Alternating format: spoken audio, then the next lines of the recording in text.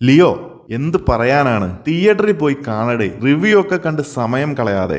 അതെ, ദളപതി വിജയ് ആറാടുകയല്ല, ലോകേഷ് കനകരാജ് എന്ന സംവിധായകന്റെ വിളയാട്ടമാണ്. സാധാരണ വിജയ് സിനിമകളിൽ കണ്ടുവന്നിരുന്ന ക്ലീഷേ സീനുകൾ എല്ലാം ഒഴിവാക്കി തികച്ചും ലോകേഷ് കനകരാജ് എന്ന സംവിധായകന്റെ കൃത്യമായ അവതരണമാണ് ലിയോ.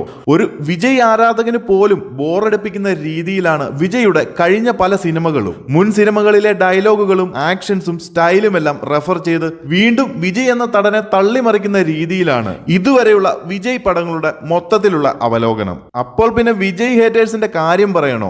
അവർക്കും ചോദിക്കാനുള്ളത് എന്തോന്നടേ, ഇതൊക്കെ തന്നെയല്ലേ നിന്റെ വിജയ് എണ്ണന്റെ കഴിഞ്ഞ പടത്തിലും കണ്ടത്. എന്നാൽ വിജയ് ആരാധകർക്കും ഹേറ്റേഴ്സിനും ഒരുപോലെ പറയാം, ലിയോ ഇതിൽ തികച്ചും വേറിട്ട് നിൽക്കും. എന്നാൽ മാസും സ്വാഗും ഒന്നും കുറച്ചിട്ടില്ല, പഴയതിലും ഒരുപടി മുന്നിൽ തന്നെ എന്ന് പറയാം. വിജയുടെ അഭിനയത്തിലെ ലിമിറ്റേഷൻസ് എല്ലാവർക്കും അറിയാവുന്ന കാര്യമാണ്. എന്നാൽ അതൊക്കെ അവിടെ നിർത്തി ലോകേഷിന്റെ ശിക്ഷണത്തിൽ പുതിയൊരു വരവാണ് വിജയ് ലിയോയിലൂടെ നടത്തിയിരിക്കുന്നത്. മുൻപടങ്ങളിൽ കണ്ടുവന്നിരുന്ന സെയിം ഡയലോഗുകളില്ല, കോട്ടിന്റെ മേൽ കോട്ടിട്ടുള്ള വരവില്ല, ചൂയിങ്കം ഇട്ടുള്ള വെറുപ്പിക്കുന്ന റിപ്പീറ്റഡ് നമ്പേഴ്സ് ഇല്ല. അതുപോലെ നിരവധി റെഫറൻസ് ഒഴിവാക്കിയിട്ടുണ്ട്. എന്നാലും ചില ഫ്ലാഷ് ബാക്ക് സീനുകളിൽ പഴയൊരു വിജയിനെ പിടിക്കാനുള്ള ചില ശ്രമങ്ങളുണ്ട്.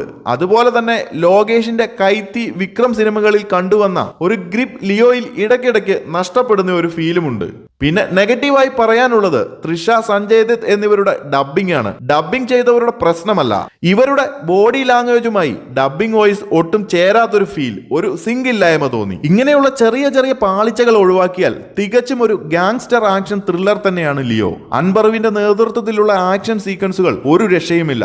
ഗാങ്സ്റ്റർ മൂവി ആയതുകൊണ്ട് തന്നെ വയലൻസ് കണ്ടു പരിചയിച്ച രീതിയിൽ നിന്നും വ്യത്യസ്തമായ ഒരു രീതിയിലാണ് ലിയോയിൽ സംവിധായകൻ അവതരിപ്പിച്ചിരിക്കുന്നത്. സസ്പെൻസുകൾ ഏറെയുണ്ട്. അഡാർ ഐറ്റംസ് ആണ് ലോകേഷ് പ്രേക്ഷകർക്ക് ഒരുക്കി വെച്ചിരിക്കുന്നത്.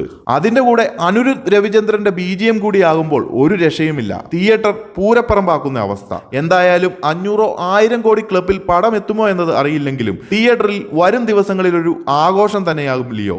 ലോകേഷ് കനകരാജിന്റെ സംവിധാന മികവിൽ വേറിട്ടൊരു ഭാവത്തിൽ ദളപതി വിജയെ അവതരിപ്പിച്ച് ആവിഷ്കരണത്തിൽ നിരവധി സസ്പെൻസ് എലമെന്റ് കൊണ്ടുവന്നതിൽ ലിയോ 100% വിജയിച്ചു എന്ന് തന്നെ പറയാം. ഇതിൽ പറയാൻ മറന്നൊരു കാര്യം, ചിത്രത്തിൽ ആക്ഷൻ സ്റ്റാർ അർജുൻ സർജയുടെ എൻട്രിയും വിജയുമായുള്ള ഫൈറ്റ് സീനും എല്ലാം ചുമ്മാ തീ തന്നെ. അതോടൊപ്പം 50 പേരുമായുള്ള ഒരു ഫൈറ്റ് സീൻ ഉണ്ട് സിനിമയിൽ. മോനെ, ഒരു രക്ഷയുമില്ല. ശരിക്കും പറഞ്ഞാൽ സിനിമയുടെ അവസാന 45 മിനിറ്റ് എങ്ങനെയാണ് അത് പറഞ്ഞു മനസ്സിലാക്കിക്കുന്നത്? ചെന്ന് തിയേറ്ററിൽ പോയി സിനിമ കണ്ടേച്ചു വന്നിട്ട് അഭിപ്രായം ഒന്ന് കമന്റ് ബോക്സിൽ അറിയിക്കേ.